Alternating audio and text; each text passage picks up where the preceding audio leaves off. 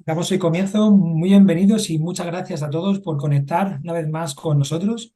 Mi nombre es Javier Rubio y formo parte del equipo de comunicación y marketing en Sevier. Hoy seré el encargado de presentar este segundo capítulo de la serie Juntos. El 21 de septiembre, el doctor Miguel Ángel Sánchez contextualizaba en la primera entrega de la serie una situación de alarma que la OMS ha calificado como la mayor amenaza de este siglo. Hablamos del impacto del cambio climático en nuestra salud. Nuestra salud respiratoria, en un mundo en el que el 99% de la población respiramos aire contaminado, es una de las principales afectadas por las actuales condiciones climáticas. Para hablarnos de ese impacto, causas y consecuencias del clima en nuestro sistema respiratorio, hoy contamos con la presencia del doctor Salvador Díaz Lobato. El doctor Díaz Lobato es licenciado en Medicina y Cirugía y médico especialista en neumología. En la actualidad es profesor titular de neumología en la Universidad Europea de Madrid, neumólogo en el Hospital Universitario HLA Moncloa y director médico de Oximesa y Nippon Gases Healthcare. Sin más preámbulos, cedo ya la palabra a nuestro ponente, no sin antes comentaros a todos los espectadores que tenéis abierto el chat para formular al doctor todas aquellas preguntas o dudas que os surjan del encuentro de hoy y que le trasladaremos al término del mismo. Muchas gracias, doctor. Le cedo ya la palabra. Son todos suyos. Muchas gracias, Javier, por tu amable presentación. Felicitar a Elsevier por invitarme a estar aquí con vosotros hablando de un tema tan importante y tan trascendente como es el impacto en la salud respiratoria, ¿no? Debido al cambio climático. Y felicitaros y daros la enhorabuena por esta iniciativa de Un Cambio Juntos, porque si hay algo que está claro es que si queremos avanzar tiene que ser juntos, no de forma independiente. Eh, Nosotros dependemos del aire que nos rodea hasta un extremo altamente inconcebible, ¿no? Pensar que cada uno de nosotros en un año necesitamos respirar alrededor de 300 millones de litros de oxígeno, que se dice rápido, pero que habría que ponerse a pensar la cantidad de aire que circula, entra y sale de nuestros pulmones a lo largo de este periodo de tiempo de un año, y qué consecuencias puede tener si este aire pues, no está en condiciones óptimas para ser respirado, si es un aire contaminado, ¿no? El pulmón tiene mecanismos de defensa para compensar hasta cierto punto la respiración de partículas tóxicas, partículas ajenas a lo que es la composición del gas del aire normal, pero claro, cuando sobrepasamos este punto, pues entramos en conflicto, en problemas como iremos viendo. Como ha dicho Javier, prácticamente la población mundial en su integridad, el 99% respira aire contaminado, respiramos aire contaminado. Y cuando hablamos de contaminación, siempre se nos viene a la cabeza mirar por la ventana y ver el smog, ver las industrias, las chimeneas echando humo, el tráfico, las carreteras colapsadas, pero siempre se nos olvida que la contaminación la tenemos dentro, el enemigo lo tenemos dentro de casa. La calidad del aire que respiramos en el interior está mucho más contaminada que la del aire exterior. Se estima que entre 4 y 5 veces es mayor la contaminación del aire que respiramos dentro de edificios que fuera. Y también se nos olvida que el 90% de nuestra vida la pasamos en espacios interiores, no vivimos en el exterior por norma general. Entramos cuando somos pequeños muchas horas en colegios, en casa, en centros de trabajo, centros de ocio, y es fundamental reconocer y conocer bien toda la cantidad de sustancias nocivas a las que estamos expuestos en nuestro día a día, ¿no? Aquí en este gráfico ilustrativo en una vivienda podemos ver que hay circulitos y rayitas prácticamente de todas las dependencias de la vivienda, desde el dormitorio, el cuarto de baño, la cocina, la presencia de mascotas, del humo si fumamos, etcétera. Y además de nuestra contaminación del espacio interior propia, también está sujeta a la contaminación del aire exterior que penetra en el interior de la casa. Por mencionar un ejemplo para verlo claro, ¿no? Aquí nos asustaríamos de estar atrapados con el coche en un atasco, en un puentecito, en una zona de una ciudad altamente contaminada, pero lo que realmente me preocupa a mí son las personas que viven en estas viviendas aquí, que dan cara a la autopista, a la carretera donde está el atasco, porque ellos sabemos que están recibiendo una contaminación superior a la que está experimentando los usuarios de estos coches. Si tomamos, por ejemplo, la edad escolar, ¿no? ¿Dónde están nuestros niños? durante un montón de horas al día y que los dejamos lo antes posible en el colegio y los recogemos lo más tarde que podemos para conciliar muchas veces, ¿no?, con nuestra actividad laboral. Hay estudios realizados en Madrid, en Barcelona, aquí veis el gráfico de Madrid, el gráfico de Barcelona, y en promedio anual de las tasas de contaminación permitidas por las autoridades oficiales, por la OMS y otras, cerca de la mitad de los colegios superan la contaminación permitida como media anual. Y esto lo vemos en los puntitos negros, son los puntitos altamente contaminados, son colegios con alto nivel de contaminación, y los puntitos más claritos pues tienen un poco menos de contaminación. Veis cómo se concentra en el centro de las grandes ciudades los puntitos negros, y en las zonas periféricas colegios con menos contaminación. Pero claro, a los niños los llevamos al colegio en las horas punta y los recogemos en las horas punta, y ahí prácticamente el 100% de los colegios superan con creces el pico, en este caso de dióxido de nitrógeno, como principal contaminante. Hay un estudio que relaciona la contaminación de los centros escolares y cómo afecta a los escolares en su rendimiento.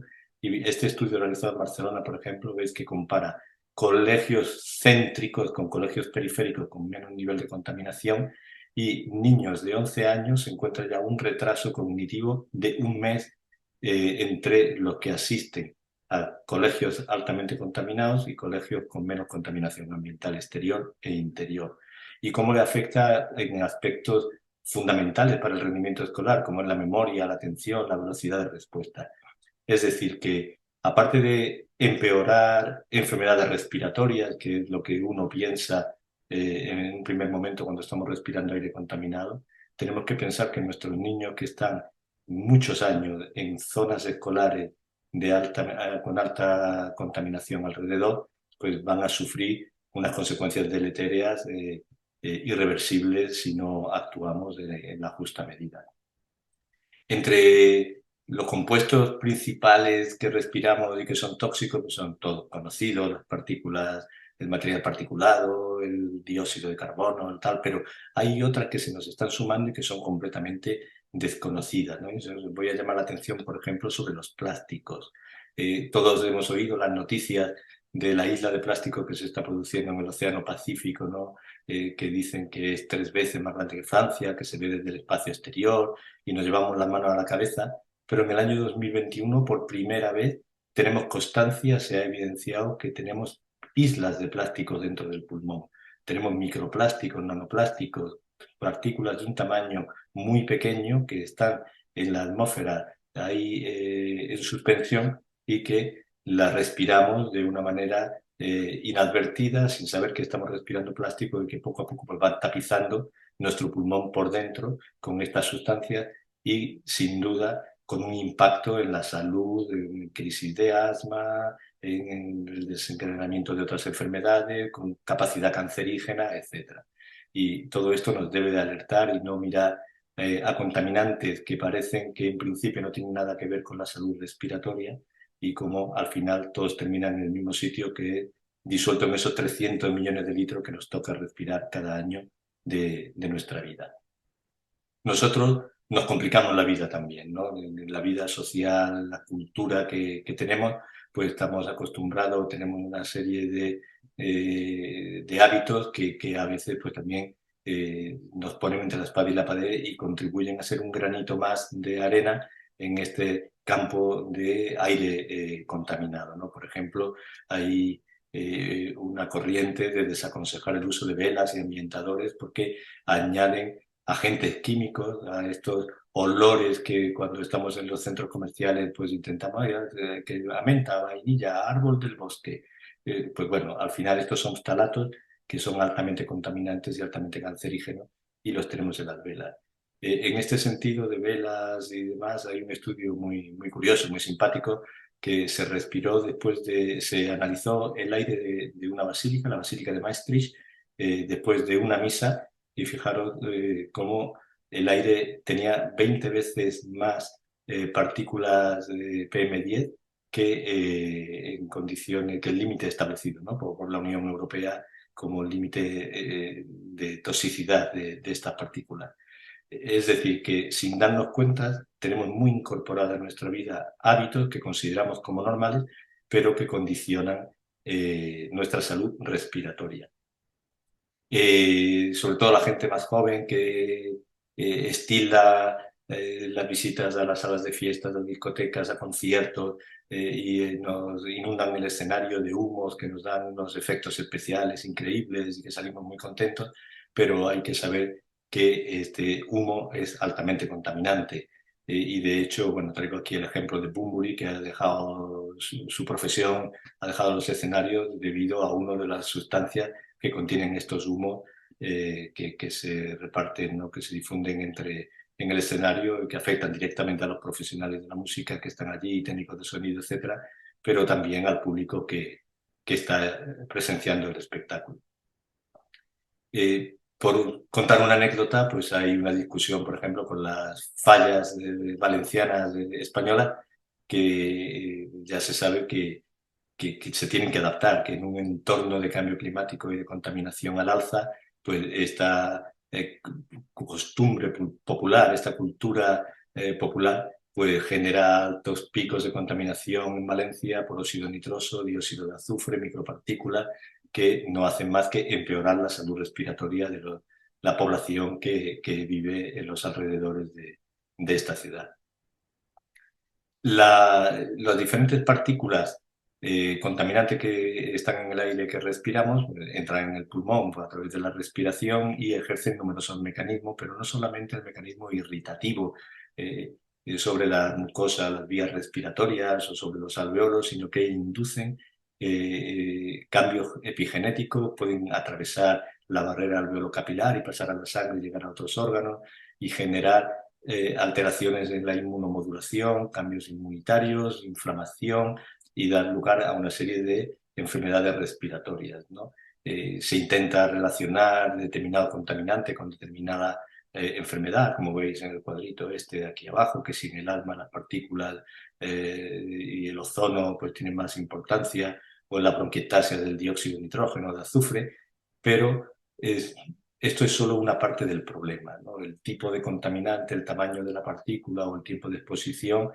tiene su importancia, pero hay otros factores que inciden también directamente en el daño que sufrimos por respirarla. Y no me voy a referir sobre todo fundamentalmente a la susceptibilidad individual y especialmente a la edad. Los niños son muy vulnerables, son mucho más vulnerables que los adultos a los efectos de la contaminación y eso se debe a diferentes factores. Por ejemplo, pensar que un bebé al nacer tiene 10 millones de alveolos, cuando tiene 8 años ya tiene 300 y en la edad adulta pues, puede llegar a tener 500 millones de alveolos. ¿Qué quiere decir esto? Que el bebé está en pleno proceso de maduración pulmonar y el impacto de la contaminación, una de las cosas que tiene, una de sus consecuencias, es que interrumpe ese proceso de maduración pulmonar y acelera el envejecimiento del pulmón. La superficie del alveolar, que es donde intercambiamos el oxígeno y el CO2 con el aire que respiramos, pues en un bebé tiene una superficie de 3 metros cuadrados y cuando es adolescente ya vamos por 75 y a 100 cuando es adulto. Es decir, que no se puede hacer más daño que a un bebé o un niño pequeño respirando aire contaminado.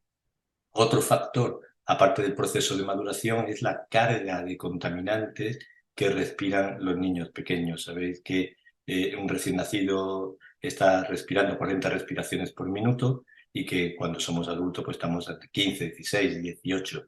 Es decir, que la cantidad de aire que pasa proporcionalmente por kilo de peso de la persona en un niño pequeño es muchísimo mayor que la de un adulto. Y pensemos, por ejemplo, en niños fumadores pasivos, los padres fumando delante, o niños que viven en una zona de alta contaminación o al lado de una autopista, como veíamos antes en la foto que pusimos anteriormente.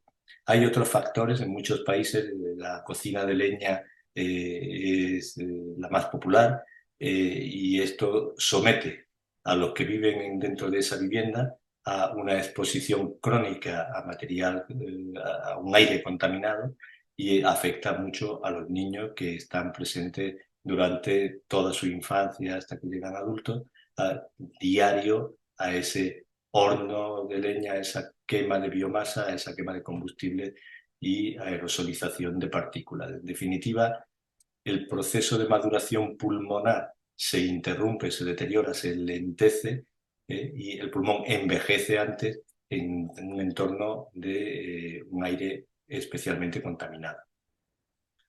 Nosotros nos quejamos cuando respiramos aire contaminado porque la irritación que sentimos cuando hay altos niveles de partículas de material en el aire, pues se nos irritan los ojos, se nos seca la garganta, la piel, la mucosa, estamos como más cansados, tenemos fatiga mental, más somnoliento, dolores de cabeza, disfonía, alteraciones del gusto, del olfato, pero hay otras muchas sustancias que tienen impacto directo en enfermedades concretas. Y aparte de todo, esto trasciende de la persona que está respirando el aire contaminado y afecta igualmente a la organización social y laboral en la que estamos insertos, con absentismo laboral, con pérdida de productividad, porque no estamos en condiciones ideales para trabajar. No, acordaros de cuando se hablaba del síndrome del edificio enfermo, que de alguna manera venía a representar esto, con una carga de bajas laborales enorme para el sistema de salud. Pensar que, por ejemplo, hablando del asma, se estima que hasta el 30% de los casos de asma en niños está directamente relacionado con la contaminación ambiental. La contaminación per se causa inflamación en las vías respiratorias. El asma es una enfermedad inflamatoria y además incide en una mayor agresividad de las sustancias, de los alergenos que nos afectan y generando que nos hagan mucho más daño determinadas sustancias al ser respiradas. Pero no solamente por las sustancias que respiramos contaminantes.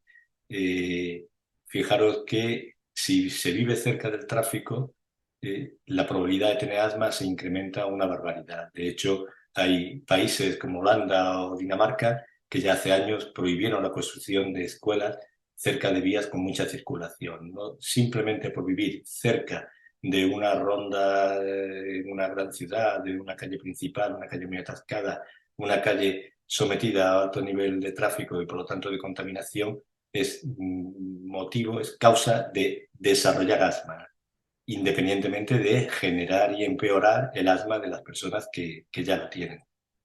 Las cocinas de gas, pues fijaros, se ha publicado en febrero de este año este estudio que nos dice que 1 de cada 8 casos de asma infantil en Estados Unidos estaría provocado por cocinas de gas, ¿no?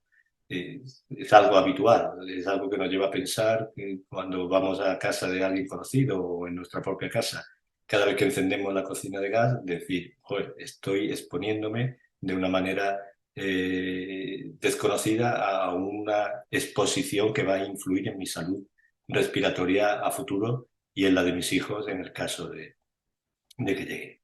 El tabaco es un contaminante de primer orden.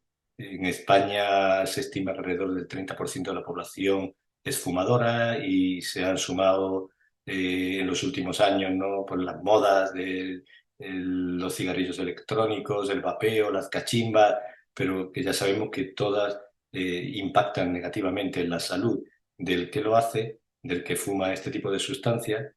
Pero esto va más allá, ¿no? Hay estudios donde, fijaros los titulares, si la abuela fuma, el nieto tendrá asma. La abuela puede tener asma, puede tener problema respiratorio, pero ¿cómo puede transmitirle el fumar? ¿Se hereda genéticamente? Evidentemente no puede ser genéticamente, pero sí a través de mecanismos epigenéticos, ¿no? Epigenéticos hacen que si el padre fuma antes de la concepción, el hijo tenga más riesgo de asma, que si se fuma en el embarazo, pues los niños tengan un mayor riesgo de asma. Es decir, que estos mecanismos epigenéticos hay que tenerlos en cuenta y transmitir el mensaje de que cuando estamos expuestos a contaminación, no solamente estamos condicionando nuestro futuro, sino el futuro de nuestra descendencia en este sentido y sobre todo en problemas de salud respiratoria de lo que estamos hablando hoy. Dentro de los mecanismos propuestos para explicar el papel de la contaminación en el asma, fijaros que la CA, contaminación ambiental, aparece en diferentes sitios, aparece modificando la respuesta de determinados genes, estos mecanismos epigenéticos, aparece a través de mecanismos inflamatorios y estrés oxidativo, aparece a través de una mayor sensibilización a los alergenos y aparece también provocando, una vez que ya tenemos asma diagnosticada y clínica y sintomática, pues provocando un peor control de la enfermedad y un mayor número de exacerbaciones. Hablando de otra enfermedad, por ejemplo, de la EPOC es una enfermedad tremendamente importante en el mundo de la neumología, de las enfermedades respiratorias. Se estima que está siendo la tercera causa de muerte a nivel mundial, es decir, que es una enfermedad que impacta en los sistemas de salud enormemente.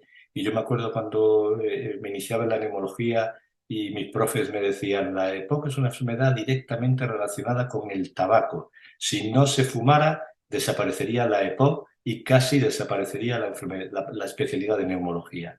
Y qué despistados estábamos, porque hoy sabemos que, aparte del tabaco, la exposición respiratoria a otros contaminantes inhalados, pues también nos puede producir EPOC, ¿no? Podemos tener EPOC en pacientes no fumadores provenientes de zonas donde han estado expuestos durante largo tiempo a aire contaminado, ¿no? Por eso estos titulares: la contaminación contribuye a provocar EPOC en alguien sano, o te puede dar EPOC por respirar aire contaminado. Hay una equivalencia entre la cantidad de aire contaminado que respiramos y el equivalente al número de cigarrillos que deberíamos fumar para conseguir el mismo nivel de contaminación. Hay una página en la web, que podéis acceder a ella libremente, donde hay un mapa interactivo con 1.100 ciudades alrededor del mundo y, por ejemplo, esta imagen está tomada de la página, es Nueva Delhi,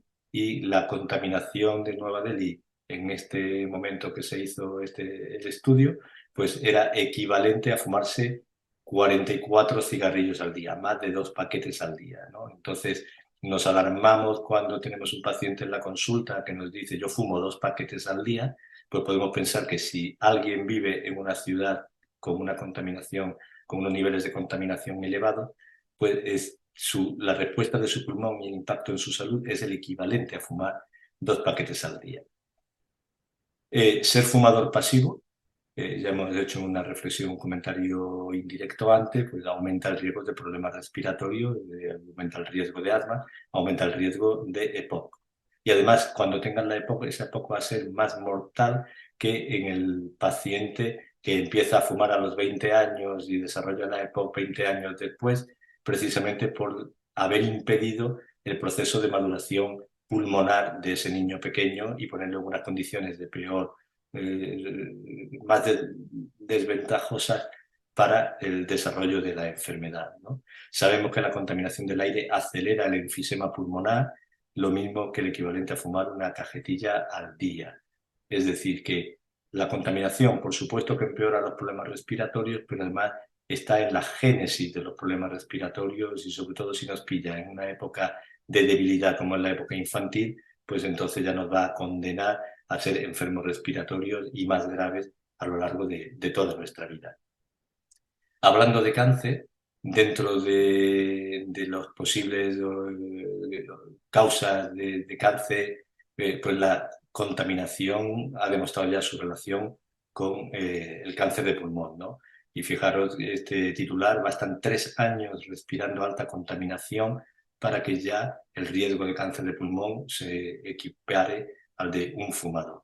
Y sabemos lo mismo que comentábamos en el asma, que la contaminación en términos de potenciación, la aparición de cáncer, en términos de carcinogénesis, pues va a tener un efecto inflamatorio directo y estrés oxidativo sobre la vía respiratoria, pero va a llegar sobre el ADN celular y actuando sobre estos mecanismos epigenéticos, pues va a ser el responsable del desarrollo neoplásico, ¿no? La proliferación neoplásica de las células del cuerpo. Entonces está a día de hoy como bastante claro que hay una relación directa entre la contaminación del aire y el cáncer de pulmón. Podríamos seguir hablando de enfermedades respiratorias como enfermedades intersticiales, la fibrosis quística, la sarcoidosis. Yo me acuerdo cuando estudiaba la carrera me decían que la sarcoidosis tenía, no se sabía por qué, una especial incidencia en los bomberos de Nueva York, ¿no?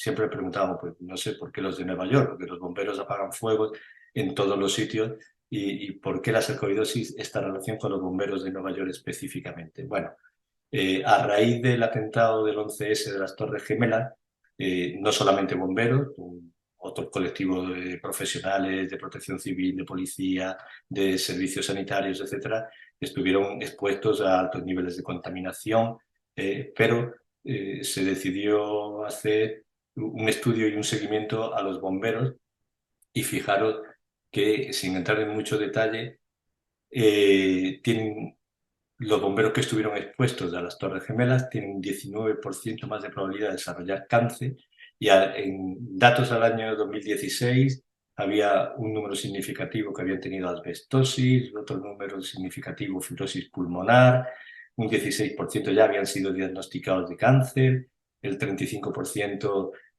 buscan atención por dificultad para respirar, y fijaros que casi el 70% ha sufrido problemas pulmonares. Incluso se ha descrito como un nuevo síndrome relacionado con este episodio, que es el síndrome de tos crónica del World Trade Center. Es decir, que pensar que, como dice aquí el titular, ¿no?, el legado tóxico que persiste 22 años después.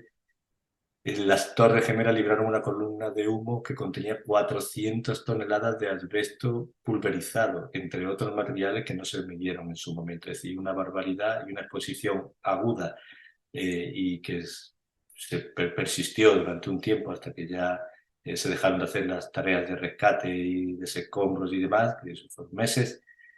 Cómo ha impactado en la salud respiratoria. En este caso tenemos datos del colectivo de bomberos, pero de una manera similar en otros colectivos que participaron en estas historias. Está de moda hacer actividad física, tenemos evidencia científica de que hay que hacer actividad física reglada, de que impacta favorablemente en nuestra salud, de que obtiene beneficios en enfermos respiratorios, en enfermos cardíacos, en personas sanas, pero se nos abre una disyuntiva. Hacer ejercicio físico en un entorno de contaminación, compensaremos o neutralizaremos los efectos beneficiosos del ejercicio físico por hacer dicho ejercicio en el entorno de contaminación. Pues esto es una pregunta y un dilema que hay en la comunidad científica, en las autoridades sanitarias, donde el cambio climático, el cambio en estilo de vida, el mayor sedentarismo, pues esto con la contaminación, el aumento del ejercicio físico en ambiente contaminado puede tener efectos en salud, todo mezclado, y ser contraproducente, ¿no?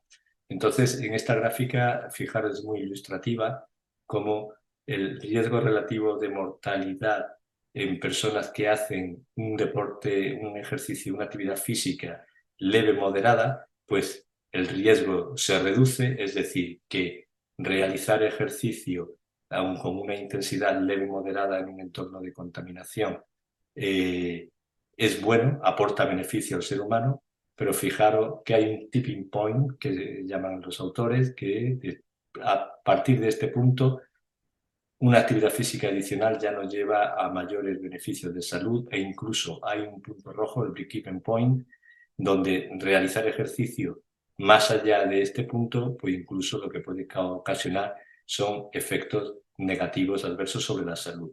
Esto, la unidad de medida aquí era ejercicio en bicicleta, hasta una hora, hora y media estamos dentro del margen razonable, pero a partir de los 300 minutos de bicicleta al día, pues claramente las consecuencias son perjudiciales para la salud, ¿no? Esto hay que matizarlo independiente de si las personas son sanas, sin problemas respiratorios, donde el ejercicio físico presenta beneficios obvios.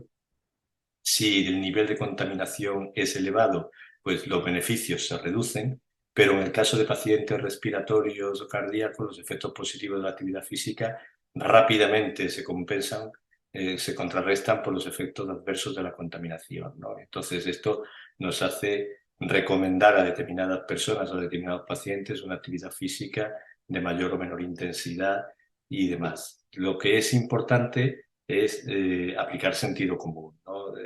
No todos los días hay el mismo nivel de contaminación en la ciudad donde vivimos, en el sitio donde vamos a ir a hacer la actividad física, y sería bueno pues consultar el índice de calidad del aire y aprovechar el horario donde estos índices están más bajos, a primera hora de la mañana antes de la hora punta, a última hora de la tarde, elegir ubicaciones adecuadas, es decir, correr dentro de una ciudad o en el margen de una autopista pues no parece recomendable. Correr por un parque, pues ahí rodearse de verde, pues podría ser mucho más atractivo, ¿no? Utilizar mascarillas, dice, escuchar a tu cuerpo, es decir, si empiezas a hacer actividad física y notas que se te irritan las vías respiratorias, empiezas a toser y demás, pues debería dejarlo, ¿no? Mantener una hidratación adecuada y sobre todo también considerar alternativas como hacer ejercicio en espacios interiores que cada vez más, por suerte, pues están siendo dotados de equipamiento tecnológico para mejorar la calidad del aire interior a través de purificadores y demás, ¿no? Entonces, ¿qué podemos hacer? Pues bueno, en un plano político y macro, pues mejorar las políticas ambientales es algo obvio, cuidar los bosques, reducir las emisiones nocivas, intentar reducir nuestra huella ecológica utilizando transporte público, reciclando, utilizando productos ecológicos, no fumando, etcétera. Pero hay un campo que se está abriendo a una velocidad inusitada, que es el campo de la tecnología asociada a la mejora del aire que respiramos. Y esto afecta tanto al aire exterior como al aire interior, ¿no? Hace un par de años o tres, las Naciones Unidas dieron 4 premios a 4 innovaciones como las más efectivas para limpiar el aire de nuestras ciudades. Y una de ellas, por ejemplo, son las pinturas saludables. Pinturas que no solamente son pinturas ecológicas en el sentido de que carecen de contaminantes, de cuerpos orgánicos volátiles, etcétera, sino que además son pinturas que cuando inciden los rayos solares sobre su superficie se ioniza, generan iones negativos.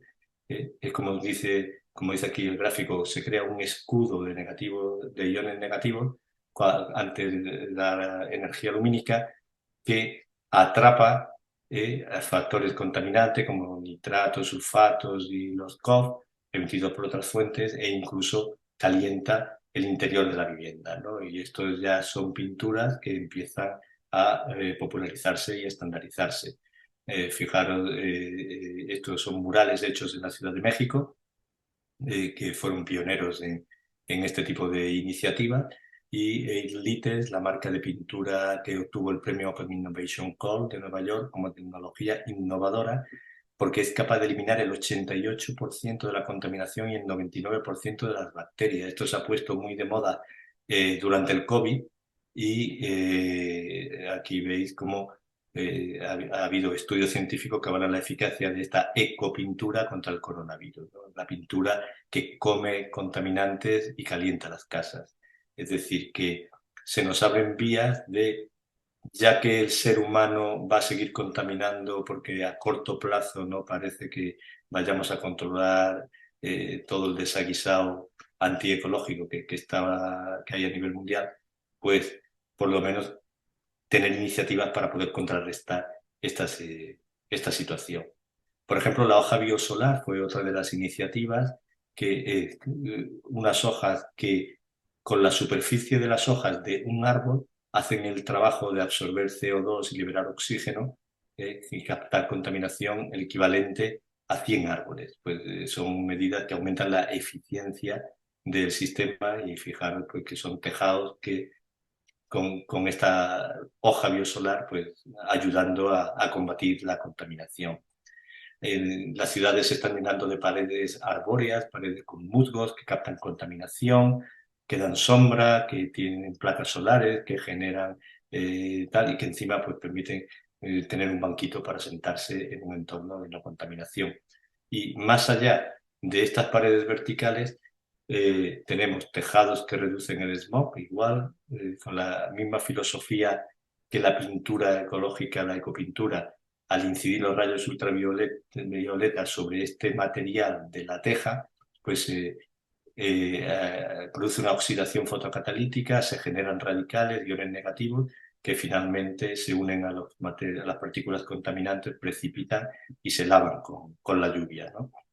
Las ciudades se están empezando a llenar de torres purificadoras de aire. Esta es una foto de Turín, un megapurificador de aire que tiene unas tecnologías muy sofisticadas, bioreactores alimentados con paneles solares, microorganismos no patógenos ni transgénicos que captan, devoran la contaminación y reoxigenan el aire que pasa por su interior. Y bueno, pues una burbuja, una torre de este tipo genera una burbuja a su alrededor de aire limpio de 400 metros cuadrados. Pero esto va a más, ¿no? Esto es una empresa española de Bilbao, de Baracaldo, que crea con una tecnología basada en microalgas capaces de transformar el aire contaminado en oxígeno, pues aparece el concepto de árbol artificial, ¿no? Entonces las ciudades se van llenando de este tipo de estructura y fijaros que esta nos dice que en el modelo de mayor capacidad es capaz de purificar el equivalente a la respiración de 2.850 personas al día. Pues es un granito de arena que aporta en sentido positivo. Yendo un poquito más allá, en Hamburgo, en Rotterdam, la Smoke-Free Tower, una torre de 7 metros de altura, igual con una tecnología ionizante, con filtrado del aire, etcétera, pues es capaz de purificar 30.000 metros cuadrados cúbicos de aire por hora, y encima condensa y compacta la contaminación y ha generado una colección de bisutería que se vende, anillos, cubos, adorno, gemelos, pendientes, etcétera, para, a modo de un crowdfunding, reinvertir y mejorar la tecnología y hacer que esto llegue a más sitios. La idea es que, por ejemplo, en una ciudad concreta, pues un eje principal, una arteria principal, una calle principal, pues pueda tener torres purificadoras cada X metros que generan una burbuja de aire limpio, y que pueda uno pues, recorrer, no sé, en Madrid, el Paseo de la Castellana, que es una zona de alta contaminación, pues desde el norte al sur, sus 8 kilómetros, estando libre de contaminación. Los chinos dijeron que no les ganaba nadie a crear torres purificadoras y fijaron en Xi'an, aparte de ser famosa por los guerreros de Xi'an, pues tienen una torre de 100 metros de altura que limpia 5 millones de metros cúbicos y que cubre un área de 10 kilómetros cuadrados a su alrededor. Esto ya son palabras mayores. Ya están intentando construir una de 500 metros de altura con la idea de que sea capaz de limpiar y descontaminar el aire de ciudades pequeñas en su totalidad, ¿no? Y es una idea, por ejemplo, en Nueva Delhi, pues decía esta noticia que este invierno próximo pues ya tendrá igual su torre anti-smog, es decir, que hay soluciones asociadas a la tecnología porque están intentando pues, aportar su granito de arena. A nivel doméstico, pues también es un mundo que está proliferando a una velocidad a gran escala y tenemos diferentes tecnologías igual, la ionización del aire, la radiación ultravioleta, la oxidación fotocatalítica, plasma frío, presión atmosférica. Es interesante la primera vez que oí hablar de esto, pues te metes a verlo, pero al final, en definitiva, se trata de generar iones negativos, de polarizar el entorno que nos rodea de tal manera que precipite y se formen conglomerados de los contaminantes que nos rodean, ¿no? El filtrado, pues el filtrado ha evolucionado de pensar, acordar cuando el COVID, los famosos filtros EPA que detenían los virus y demás, pues hacer una asociación de filtros que se potencien, ¿no? Que filtros de malla gruesa, de malla más fina, para que vayan atrapando partículas de todos los tamaños y no se saturen los filtros de malla fina con partículas gruesas, pero además asociando tecnología, por ejemplo, radiación ultravioleta germicida y un filtro de dióxido de titanio que al impactar la radiación ultravioleta sobre el dióxido de titanio, pues genera una oxidación fotocatalítica y destruye, no solamente el filtro retiene las partículas y luego cambiamos el filtro cuando se ensucia, cuando ya está saturado, sino que además esteriliza y elimina las partículas que ha retenido el filtro. Pero el tema es más allá. ¿Y por qué conformarnos con un filtro, con un aparato que filtre de una manera pasiva y ¿por qué no ir más allá? ¿Por qué no poner un aparato que descontamine todo el aire de la habitación, ¿no? Y así aparecen, pues, estos aparatos que dicen algo más que un purificador de aire y que si leemos aquí que tiene más de 10 procesos de nanofiltrado multicapa, esterilización, que combina los sistemas más avanzados del mundo, desde generación de plasma, esterilización interna por doble ultravioleta, terminando por un sistema infalible de destrucción total de la biomasa. Esto suena que te da miedo tener en casa un aparato de esto porque no sabes lo que va a ocurrir, ¿no? Pero ya compite en el mundo del diseño como forma de mesita, para poner plantitas ecológicas además. Es decir, que el mundo de la tecnología exterior e interior para mejorar la calidad del aire que respiramos, pues está evolucionando a una velocidad de vértigo. Yo voy a terminar aquí diciendo pues, que tenemos constancia, ¿no? Estudios que muestran la importancia de las zonas verdes urbanas para la salud, que los niños que crecen junto a la naturaleza hasta los 10 años mejoran su salud pulmonar, que los espacios verdes y sin contaminación mejoran enfermedades respiratorias como la EPOC. Es decir, que tenemos que juntar esfuerzos como esta iniciativa, ¿no? de Juntos, en la que estamos participando hoy, y tener en consideración el daño que podemos recibir nosotros en nuestra misma persona, pero además de nuestra descendencia, si no controlamos a tiempo el impacto de la contaminación en la salud en general y hoy hablando en concreto en la salud respiratoria. Pues muchas gracias por vuestra atención y cualquier pregunta o cualquier cosa que queráis, pues a vuestra disposición.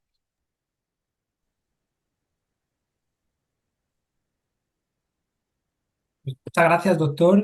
La verdad que ha sido una exposición muy visual y la verdad que ha suscitado muchísimo interés entre todos los espectadores que tenemos hoy.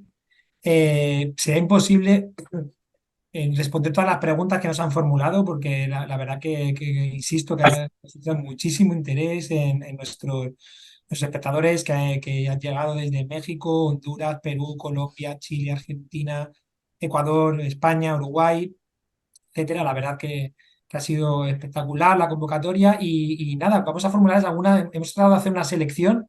Nos da mucha pena tener que dejar alguna porque si no, prácticamente no tendríamos día para abordarlas. Pero bueno, prometemos trasladárselas al doctor en los próximos días y tratar de dar respuesta a todo, ¿vale? Así que arrancamos primero con Alberto Hernández de la Rosa, que es estudiante de medicina de México y que nos pregunta si se han incrementado las manifestaciones de este daño por contaminantes después de las secuelas de la pandemia, de la COVID-19. Sí, durante la pandemia hubo un bajón a nivel industrial, a nivel laboral, ¿no? Se puso de moda el teletrabajo, es decir, que los coches desaparecieron de las calles, muchas empresas o pararon o redujeron de una manera significativa la producción y hubo una limpieza ambiental que nos llevó a darnos cuenta de que no es tan dramático. Muchas veces hablamos del punto de no retorno. Si no hacemos, si no actuamos, vamos a llegar a un punto en el que esto ya se nos va a disparar y va a ser imposible de controlar. Y la pandemia lo que nos ha puesto encima de la mesa es que si hacemos un parón del mundo, como ha ocurrido con el COVID, se recuperan los ecosistemas, los animales campando por las calles, por las ciudades, por los centros. Es decir, ¿qué tal? ¿Qué ha pasado? Que después del COVID, pues las empresas y todo el mundo nos hemos tirado a degüello de nuevo a trabajar con todas nuestras fuerzas y todo nuestro entusiasmo y no hemos aprendido la lección. Volvemos a tener mucho tráfico, todas las empresas de nuevo trabajando, toda la industria trabajando a tope y el teletrabajo, pues algunas se conserva en algún tal, pero tampoco ha sido el cambio revolucionario que se esperaba en la dinámica laboral de la población. Y entonces ha habido un repunte fundamentalmente por alergias, que después de 2 años, durante el COVID ha habido un año, por ejemplo, el 21, donde no hubo ni un solo ingreso en España por asma, en ningún hospital. Pues claro, pues volver a salir a la calle, volver a enfrentarte otra vez al mundo, habiendo debilitado tu sistema inmunitario, por decirlo así, pues ha llevado a un repunte de las enfermedades alérgicas y las enfermedades infecciosas, sobre todo el virus respiratorio sincitial y la gripe, han hecho estragos el año pasado. Este año de momento parece que está más controlado. Ahora nosotros que estamos entrando en el invierno, pero el año pasado hubo un pico de mortalidad mayor que el habitual prepandemia precisamente porque ha pillado sin defensa a la población después del confinamiento tan estricto que ha habido durante el COVID. La siguiente pregunta nos llega desde México y la formula Antonio Palma, que es docente de la Universidad Veracruzana en la licenciatura de Química Clínica, y su pregunta es la siguiente. ¿Existe el mismo riesgo de desarrollar EPOC si somos fumadores pasivos de los cigarrillos electrónicos? Sí, el cigarrillo electrónico, lejos de lo que puede pensarse, tiene también numerosas sustancias tóxicas y además muchos de los productos que respiramos y saborizadores de lo que inhalamos son sustancias químicas que son cancerígenos y entonces pues también inducen el cáncer de pulmón en la misma medida que un fumador. No distinguimos ni contabilizamos como menor factor de riesgo el vapear o el utilizar otro tipo de cigarrillo alternativo comparado con el tabaco. Una segunda pregunta del propio Antonio Palma. Creo que todo nos ha surgido a raíz de ese periodo que señalabas en los propios hogares. ¿Las plantas dentro del hogar podrían ser una estrategia de remediación de los efectos de la contaminación del aire? Sí, y de hecho hay publicaciones que podemos leer donde no todas las plantas tienen la misma eficiencia a la hora de devorar contaminación y hay una página muy graciosa que las enumera del 1 al 10 y está muy curioso. Pero las plantas sin duda, siempre hemos dicho, ¿no?, que las plantas en el interior pues por la noche liberan oxígeno y cogen CO2 y al revés durante el día y demás. Las plantas pueden mejorar la calidad del aire interior y exterior, por supuesto. Vamos ahora con Rutilio Ortiz Salinas, que nos pregunta cuáles son las enfermedades genéticas asociadas a la contaminación del aire y si se pueden revertir estas anomalías. Perdón. A ver, la contaminación lo que produce en algunas situaciones, por ejemplo en el cáncer de pulmón, produce un efecto directo sobre la metilación del ADN y causa un daño directo. Eh, pero el cambio genético que nos importa, que tiene trascendencia desde un punto de vista más hereditario, son cambios epigenéticos. Los genes son los que son, nosotros nacemos con los genes y es como si vinieran, digamos, desnudos, ¿no? Yo con mis mismos genes y si me cuido, hago deporte, tengo una nutrición y demás, pues puedo tener un peso controlado y una serie de situación de mayor salud que si me descuido, fumo, bebo, estoy expuesto a contaminación, etcétera, pues puedo tener obesidad y factores de riesgo cardiovascular y puedo tener tal. Todo esto está mediado por la epigenética. Entonces, sí es posible pasar de un padre o de una abuela al hijo, al nieto, por cambios epigenéticos, este componente de mayor vulnerabilidad genética para determinadas enfermedades. La siguiente pregunta es de Francia Reyes, nos la ha formulado de Chihuahua, México, y nos pregunta que cómo se mide la calidad del aire en el interior y en el exterior y cuál sería una medida estándar. Bueno, hay diferentes sistemas de medida de la calidad del aire interior. El más popular es medir el CO2 y hay un índice que se llama IDA, Índice de Calidad del Aire Interior, que va de 1 a 5 y que es el que te permite saber cómo de ventilado está el espacio en el que estás midiendo. Pues se supone que un espacio bien ventilado, la mejor protección de la contaminación en espacios interiores es ventilar los espacios, ventilarlos no abriendo la ventana a la calle y que te entre la contaminación de la autopista, sino pues como hay en los hospitales, en las fábricas, en las empresas, en muchos espacios, incluso dentro de las casas, ¿no?, los sistemas de refrigeración, calefacción, aire acondicionado, con filtros y con tecnología de rayos ultravioletas y todo este tipo de cosas. Entonces, la calidad del aire, eso durante el COVID también se ha puesto muy de moda, y se han vendido como churros aparatitos que miden el CO2. Un paso más allá es ya medir contaminantes específicos. Hay aparatos que te transmiten al teléfono móvil la aplicación y que miden compuestos orgánicos volátiles, el CO2, algún ozono, algunos contaminantes en concreto, ¿no? Algunos material particulado. Puedes tener una estación doméstica en tu domicilio o puedes tener un aparato de mayor envergadura y llevarlo como de forma profesional a espacios cerrados para medir la calidad del aire. Pero el más común es tener medidores de CO2. Hay muchas preguntas de nuestros operadores en torno a los purificadores de aire en casa, sobre todo por si son efectivos o ayudan a combatir los cuadros de asma o de alergia. Sin duda. Uno de los grandes avances que ha habido en estos últimos años ha sido pues, pasar de purificadores de aire, digamos, convencionales, clásicos, con una baja eficiencia, con filtros y demás, a asociar, a introducir el concepto de que hay que desnaturalizar los contaminantes, dejar que dejen de ser nocivos, tóxicos para la salud, precipitarlos, agregarlos con las diferentes tecnologías que hemos ido mencionando así por encima, pero sin duda son eficaces, ¿no?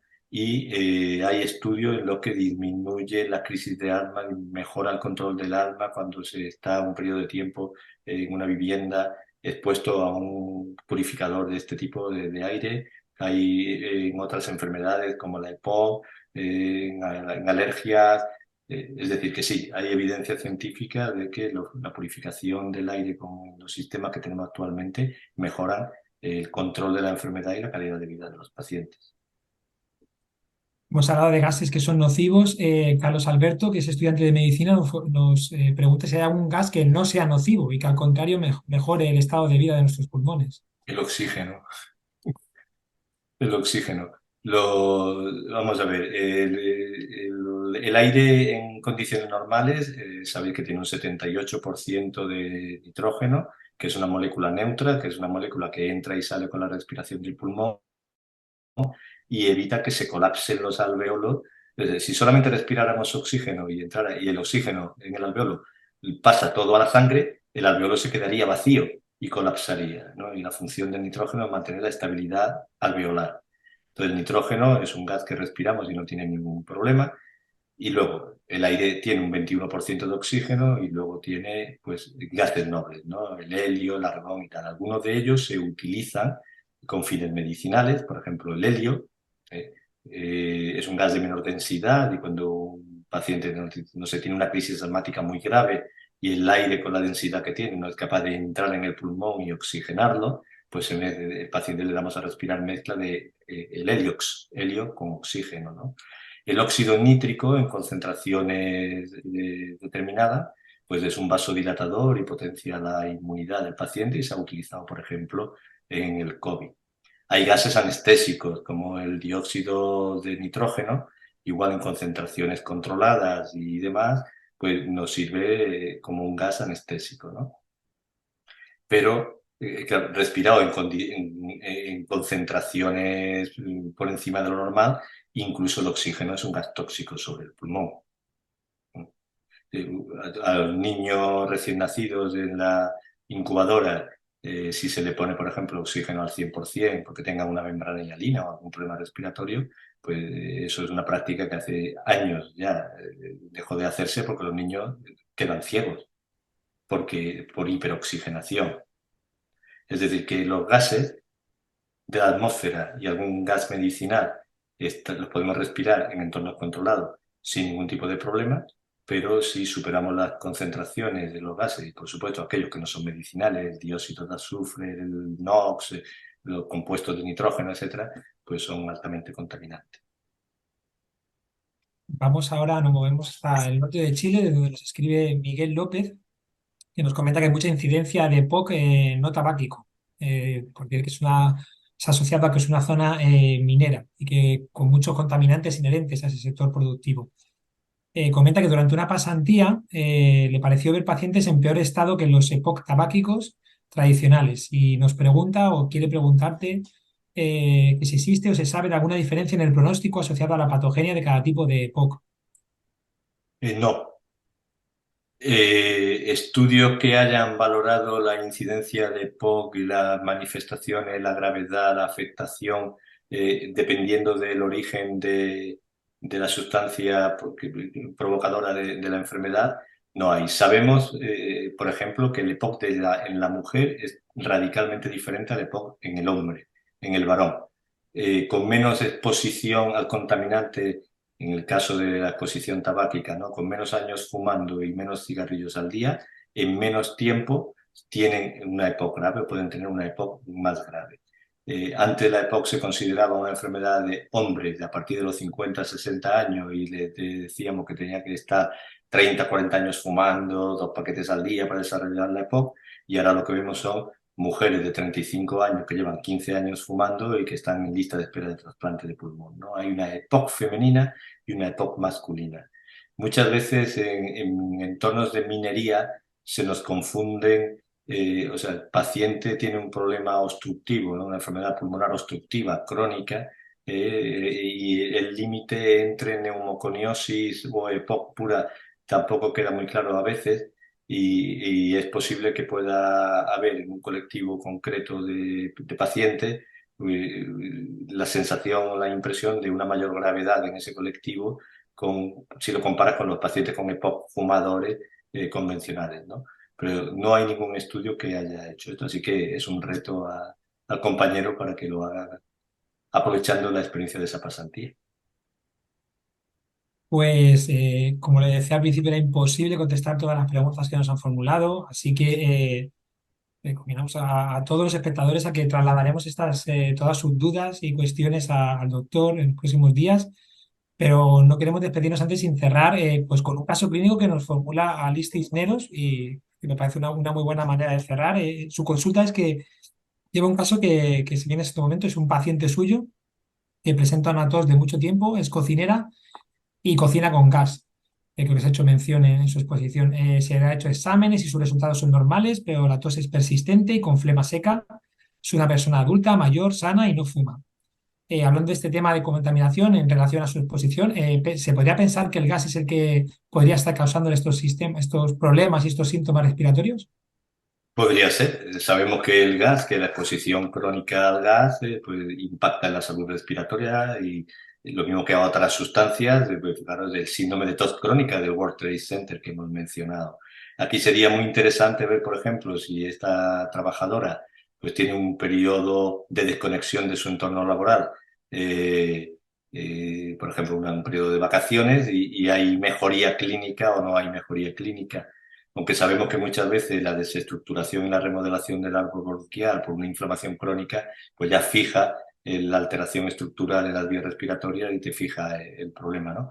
Pero si no hay ningún otro factor de exposición, no hay tabaco, no hay otro factor de exposición, pues se puede achacar directamente a tener en mente que el origen probable pueda ser el...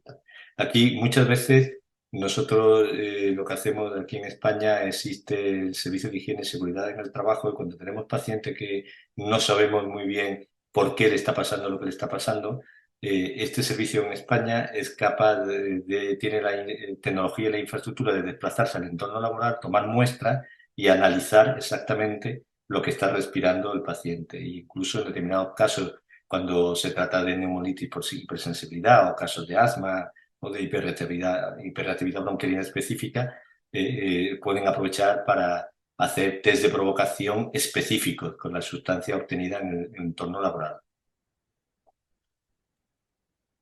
Pues, muchas gracias, doctor.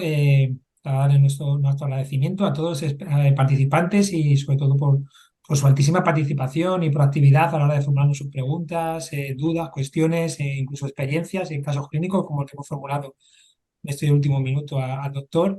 Y nada, agradeceros de nuevo. Salvador, no sé si quieres decir algunas palabras antes de despedirnos. Hombre, daros las gracias a todos por vuestra atención, por haber participado tan proactivamente ratificar lo que dice Javier, cualquier duda, cualquier comentario, hacérmelo llegar, me escribís por correo, lo que sea, que será un placer de interaccionar y aclarar todas las dudas. Así que muchas gracias y felicidades a Elsevier por la organización de este evento. Gracias, doctor. Y nada, al resto de participantes, invitaros a que sigáis atentamente nuestros canales sociales, en el que estaremos compartiendo nuevos capítulos de nuestra serie juntos, que en esta ocasión, este año, van muy ligados a este lema que veis aquí serigrafiado en la parte superior de la derecha, un cambio juntos, en el que trataremos de ir analizando por parcelas el impacto que está causando el cambio climático en nuestra salud. Muchísimas gracias a todos y una feliz tarde y día a aquellos que os habéis conectado desde España. Saludos.